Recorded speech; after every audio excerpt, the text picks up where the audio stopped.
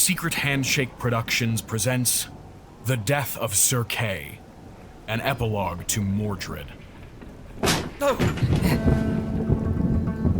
A traveler? At this hour?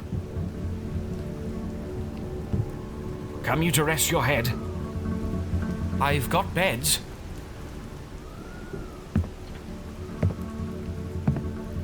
You look like you've seen better days. All of England has, I suppose. It's no time to wander, what with the lawlessness of late. Haven't you heard? The king is dead. I was there. God's wounds. You bear a sword and spurs. You're a knight. There are no knights anymore. Out here in Glastonbury?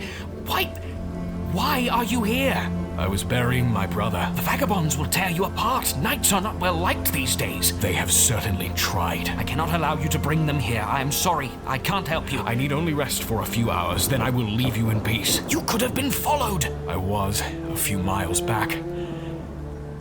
Not any longer. You say you buried your brother? Yes. The king was buried in town not 2 days ago. Yes. All knights were brothers to the king, I suppose? Not like me. Deliver me. Sir Kay. I only ask for a roof until the storm passes. I have the coin. You cannot be here. Every scoundrel that cursed the name King Arthur wants your head. They still swear fealty to his son. Please. I told my boy your tales when he was young. He believed in the quest for kindness. That dream is dead. Not here. There's an alcove a ways out back, hidden in the brush. It's cold, but it's dry. That's the best I can do. Thank you.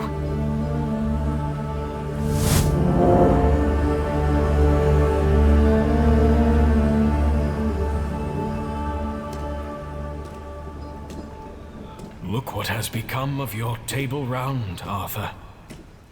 We once sat in court together. Now we sit in caves, scattered to the wind. That man said he told of my tales.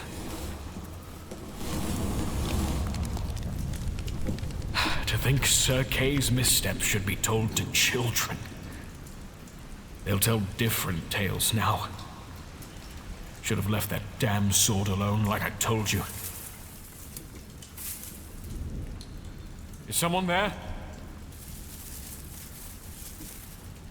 I am wet, tired, and armed. I am in no mood. What? A ram? You gave me a start. Getting out of the rain, are you? There is room for you here. There are no rams in Glastonbury. How did you get here? It's been a long time, Sir Kay. What? Sorcery? You are a man. Sometimes. Who are you? Do you not recognize my face? In earnest, the years have not been kind, nor were you. I've bested your ilk before. Leave. Now. You would draw on a fellow knight, Sir Kay. A fellow... what? No. Gwaedog? Sir Gwaedog. Once. All these years. I don't suppose you've heard. Camelot has fallen. You know why I am here. After everything that has happened these few weeks... We had an agreement. Everything is gone. Don't you see that? I was a knight with my place at the table, just like any other. You fell felt disturbed by my arcane ability. That was years ago. The table was new. You sicked a dog on me. It tore at my throat, left me deformed, voiceless. Now, White Dog, now! I told you when next we met, it would mean your end. I demanded when the day came, you relay a tale of Sir Kay's goodness. An impossible task. Even you scoffed when you agreed. How did you find me? Many times have I stood at your side when you were unaware. Sometimes in the form of a gnat or a sparrow, others as a goose or a worm. I have watched to see what good you do. For how long? It matters not. You once said no good could come from one such as I. I have seen very little from you since. I have not had Arthur's temperament. It is true. It is. On then, Sir Kay of the Table Round. Tell me your tale of goodness. Just one. I have none to tell. All the better to keep it brief. Stay your axe. You want to hear tales of goodness? You joined the table to make such stories commonplace. I believed in Arthur's quest. Then why were you not among his mourners? Where were you when we buried him? Was I not among you? You have a distinct face. By my hand, in fairness, I would have remembered. And one that cannot linger among the commoners without enduring shouts of fear. I could not go as myself. What? I honored him in the form of what appeared to you as a sow grazing in the fields nearby. You did? I would not be absent for the only man in England who was truly good. Why do you laugh? You commemorated him in the form of a cow. It was not as it should have been. Thanks to you. No. He would have liked that. What? Arthur loved animals. Had he seen you there, he would have smiled. I never knew that. Ever since he was a boy. How he deigned to hunt. He could never kill a beast, even if it meant he'd go hungry. He would track game to befriend it. I teased him for that. Said he wasn't a real man. Now I think the world is in dire need of men unafraid to be soft. You spurned him for his goodness. Many at the table did. Wrongly. Other boys had dreams of conquest, of battle. Arthur was curious. He would follow bugs just to see where they were going, feed carrots to waterfowl just to have someone to talk to for a moment. Much of his education had to do with animals, to our father's dismay. Well, my father. He studied animals. He was animals, sometimes. Merlin taught him. Oh, such wondrous adventures they had. I coveted the magic of his childhood. You did not join him. Once. We flapped about as ducks for an afternoon. How we laughed that day, jabbering nonsense as we soared over Dorset below. A good memory. There were many. I never knew he had seen such magic. Why do you think he was so taken with you? A man who could take on the form of any animal he pleased. He knew that joy well. He was glad to see someone else have it. My abilities brought me no joy.